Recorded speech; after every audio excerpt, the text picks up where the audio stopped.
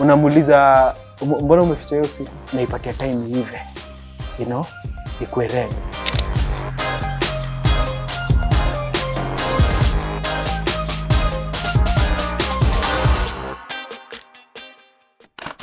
Very nice, very nice, very nice. Watu wangu wa power. Cha nifunge macho kwanza. You good?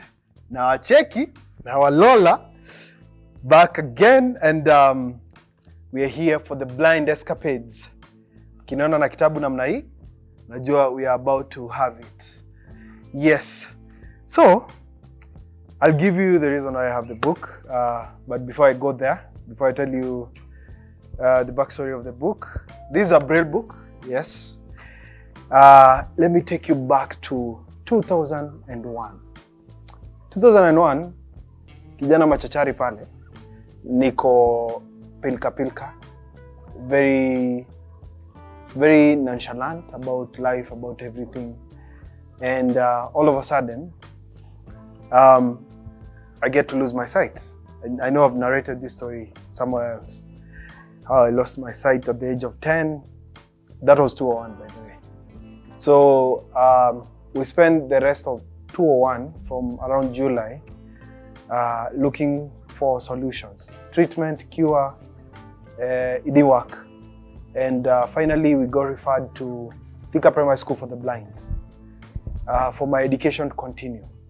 So in 2002, I was enrolled in Thika Primary School for the Blind, and there was a bit of back and forth. I remember very well, I was first taken back, and it was a very dark time for us, both for me and my family. First because there's a disorientation, the blindness, depression, stress, all that. But getting into Thika Primary School for the Blind, I got to be taught Braille. That's why I have the book here. Braille is it's a language for the blind people.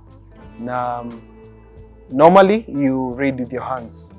If you sand unasoma Braille. Even we have like drawings, like this is a map, right? So it is a tactile map. It is like tracing, you know, the map with a very tactile feel so that a blind person can follow. And yeah, so anyway, that's not the story. The story is I got to Thika Primary School for the Blind, nikaanza kuinteract na watoi blind, watu wamezaliwa wakiwa blind, and I was like, oof, you know how you think you have a problem until you meet someone else and you're like, kumbe I don't have it the worst way, you know? So nilianza kufunzwa Braille. There are 3 things that are crucial for a blind person. First is communication, and that goes into like Braille, venye unasoma, education and all that. Second thing is mobility. So I was taught how to use, you normally see me with my white cane. I was taught to use this white cane.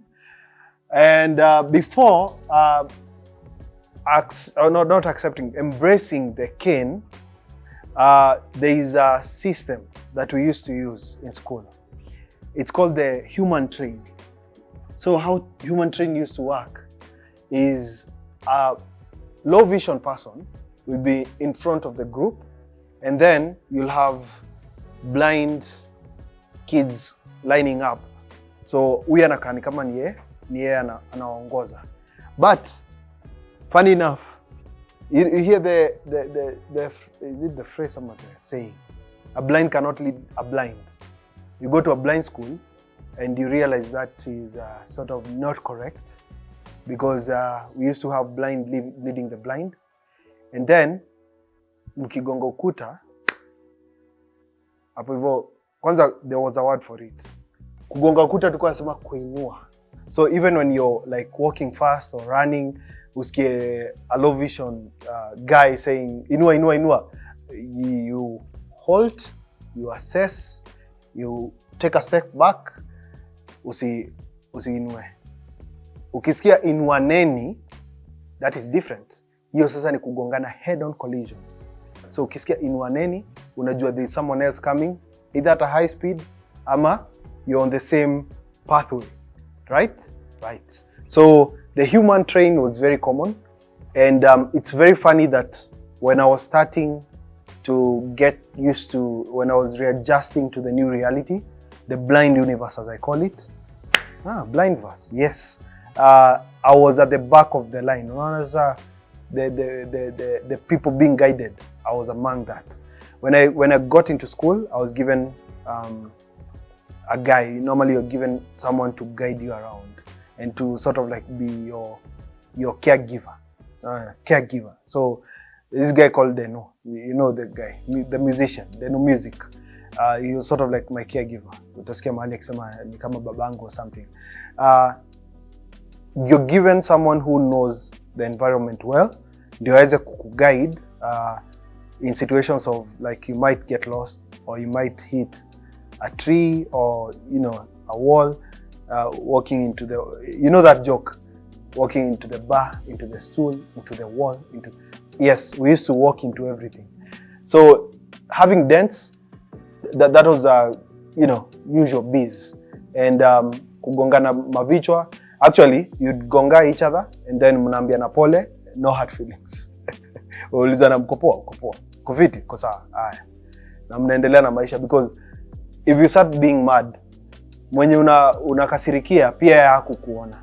We had this one boy mwenye we believe to this day alikuanga na the hardest head, because how is it that this guy one evening, and let me tell you, we were in a blind school, but stima zikipotea, we'd celebrate. Why? I don't know. We were not using lights, but the beauty of it later on in life, I came to realize, and of course, Pressure High School, this is primary, Pressure High School, all that, you could read Braille even ndani ya blanketi. So, stima ikipotea, ukiona mse blind ame celebrate, there are two things. Number one, the low vision and the guys who can see will start depending on us when you are to read for them. Anyway, it was a good thing, because pia sisi ukiwa na mwangaza lazima watusomee, because books were scarce. And I tell you this with let me give you a comparison. This is the Braille book you see me holding is equivalent to this material right here. See the thickness? This is this.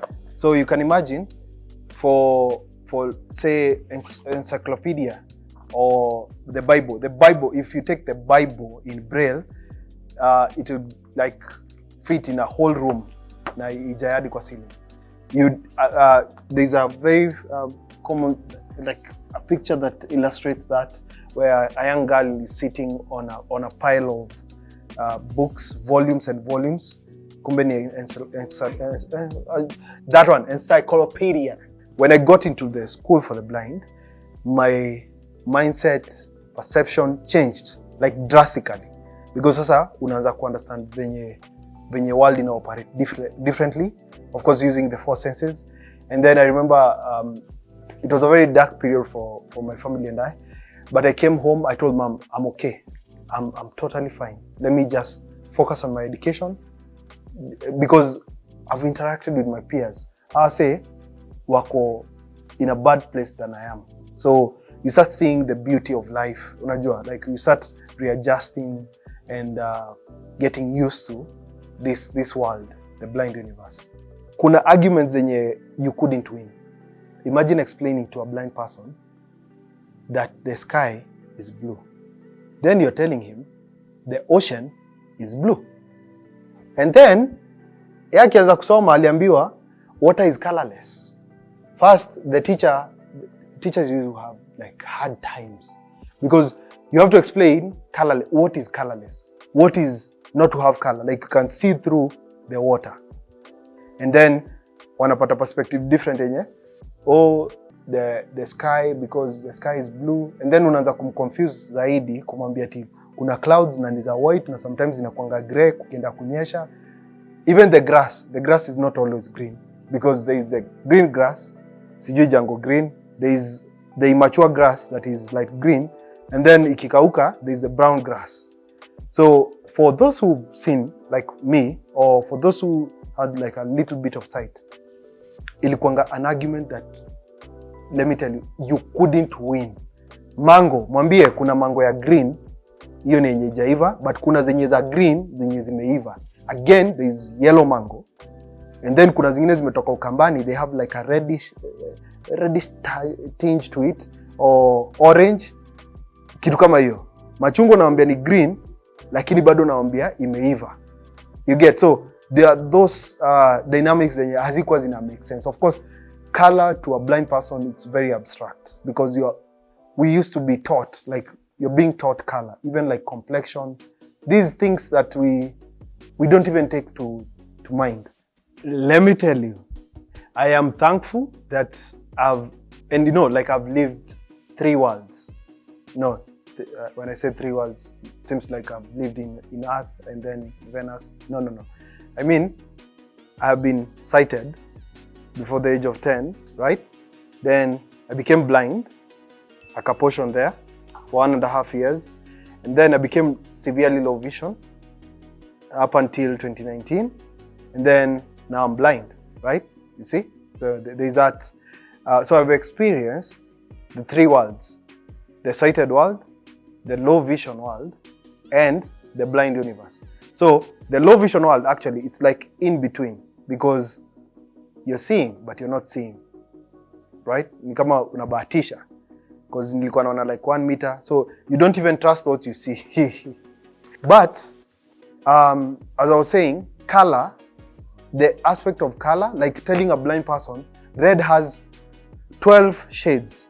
There is burgundy, there is bright red, there is what, like pink, there is baby pink, so you start confusing them. So just leave it. Wewe sema tu kuna red, kuna pink, because it doesn't even matter. So for me, the reason why I'm saying I'm lucky is because I have seen color and I understand like contrast. I also understand like how different objects would present themselves, like even the dynamics of like, especially for water. I remember there was a heated discussion. Why is it that water is colorless, the ocean is blue? So the teacher tried to explain that it's a reflection of the skies, because the skies are blue, right? But again, mtu blind anakuuliza, but you said kuna clouds na ni za white, na clouds ziko katikati ya the ocean and the sky. So kukiwa na clouds, is it that the water will become white?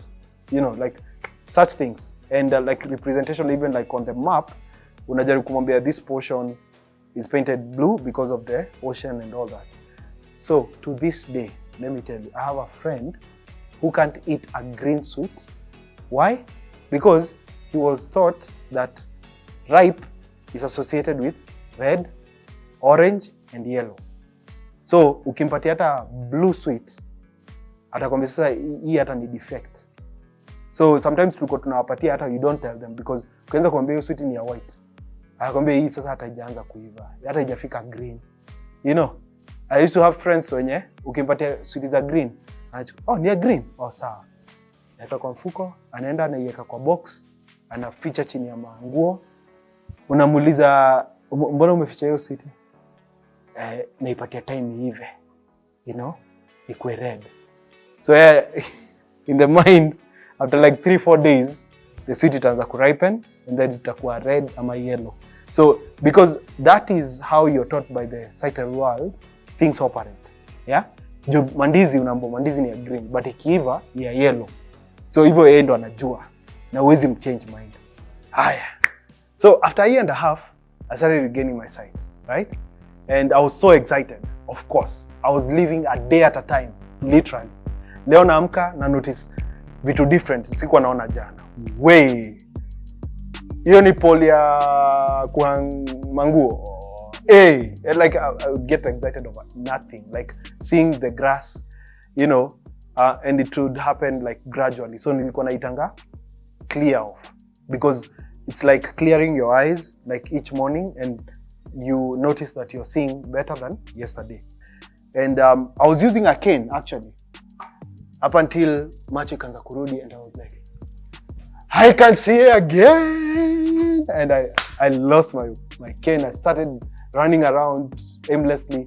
And there's one day, I remember very well, I had gone to class 1. So class 1, just positioning it, it was on the same block with all the upper classes. And then, ukitoka, ndio ulikuwa unaenda across, ndio class yetu ilikuwa, class 3. Yes, I was in class 3. So, nilienda nikaomba, this time, hey, I'm writing, hey, what are you talking about? I'm writing with a pen, hapo hivi tu.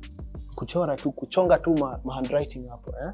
So my pencil, I used to love my pencil being sharp because even in my sighted days, I used to draw a lot. So I used to sharpen my pencil, like hadi yako katip, uguze hivi usikie, kana kuprick. So nilienda class 1, nikaomba sharpener, kasharpen, kafika time ya kutoka.